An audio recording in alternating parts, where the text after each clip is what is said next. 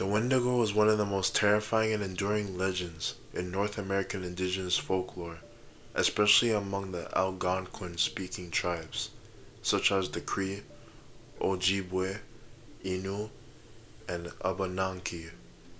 This creature is not just a monster in the woods, it's a chilling embodiment of greed, hunger, isolation, and spiritual corruption. The word Wendigo, also spelled Wendigo, Wendigo, or Witiko, roughly translates to the evil spirit that devours mankind. According to traditional stories, the Wendigo was once a human being who was consumed by insatiable greed or starvation. Most versions tell of a person who resorted to cannibalism in a time of desperation, often during harsh winters when food was scarce. Upon eating human flesh, they were cursed and transformed into a Wendigo, a hideous, supernatural being driven by an endless hunger for more. The legend was a warning passed down through generations. Don't give in to hunger and desperation, or you'll lose your humanity. Hello everyone, and welcome back to Legends and Myths, where we dive in like Poseidon into everything legend and mythology. Today, we'll be unveiling the chilling folklore of the Wendigo, a creature born from hunger, fear, and ancient winter curses. If you're fascinated by monsters, myths, and the supernatural, make sure to hit that like button, subscribe, and ring that notification bell so you never miss a journey into the legendary. Let's dive in. In indigenous cultures, the Wendigo serves as more than just a horror story. It's a moral and spiritual lesson. It teaches about the dangers of selfishness, gluttony, and turning against your community in times of need. It's especially relevant in traditional hunter-gatherer societies where sharing resources and maintaining social bonds was crucial for survival during long, brutal winters.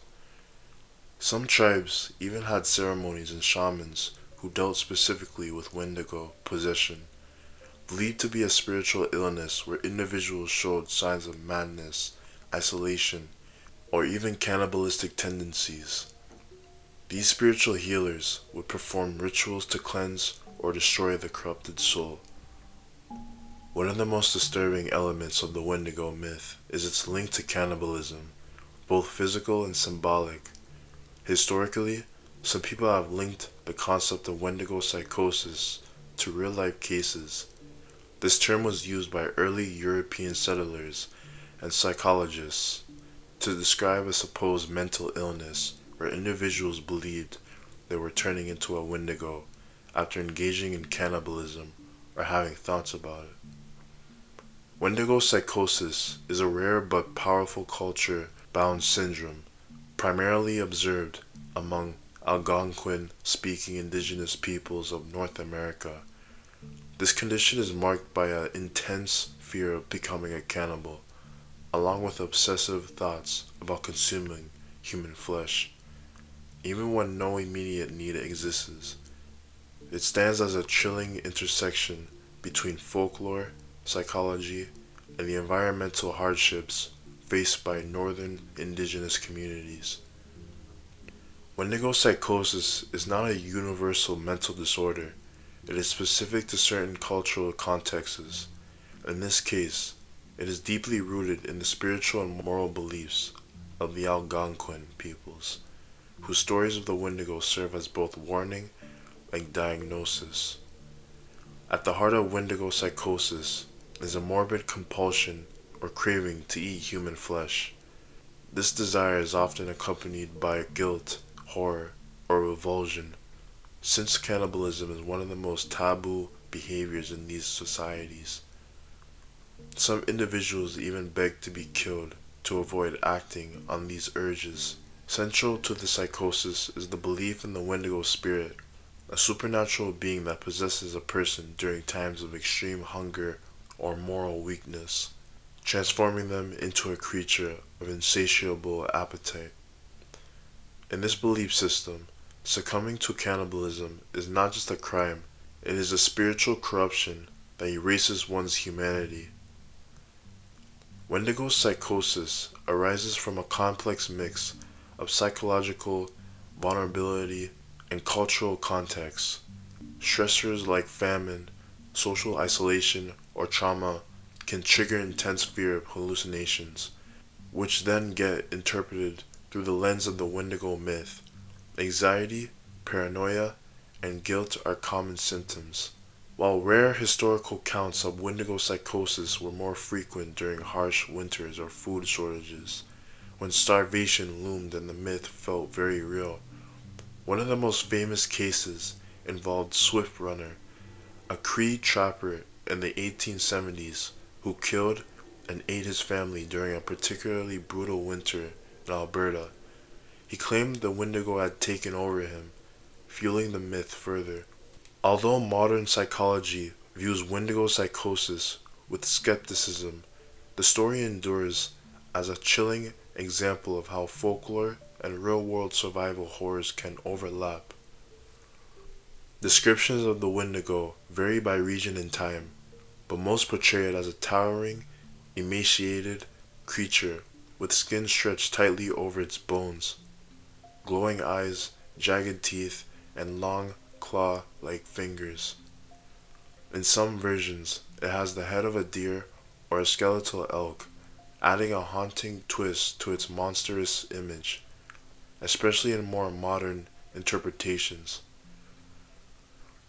The Wendigo is often associated with superhuman strength and speed, the ability to mimic human voices to lure victims, immortality, with its hunger growing eternally, a stench of death or decay, mastery over winter storms and icy conditions. Some believe that every time a Wendigo consumes a human, it grows in size, meaning it can never be full. It is a symbol of unending greed. The more it devours, the hungrier it becomes. The Wendigo legend continues to thrive in modern culture, appearing in books, horror films, video games, and TV shows like Supernatural, Hannibal, and Until Dawn. But unlike many commercialized monsters, the Wendigo retains its original power because it speaks to something primal, the fear of losing our humanity in times of desperation. The Wendigo myth, and by extension, Wendigo psychosis, also serves as a cautionary tale about excess and ecological imbalance. The Wendigo symbolizes unchecked greed, gluttony, and the destruction of natural harmony. In this way, the psychosis reflects not only personal mental suffering, but also broader societal fears of collapse and moral decay. The Wendigo is more than just a creature of nightmares. It is a horrific tale born from the harsh realities of survival, spiritual imbalance, and moral corruption. It reminds us that the real monster may not be out in the woods. It may live within, waiting for us to cross that final, terrible line. What are your thoughts about the Wendigo? Do you think it's just folklore, or could it also be a reflection of something buried deep within us all? Do legends like this reveal more about our own human nature than we realize during times of extreme hardship? Let me know what you think in the comments, and if you guys enjoyed this deep dive into the dark folklore of the Wendigo, please like and share the video.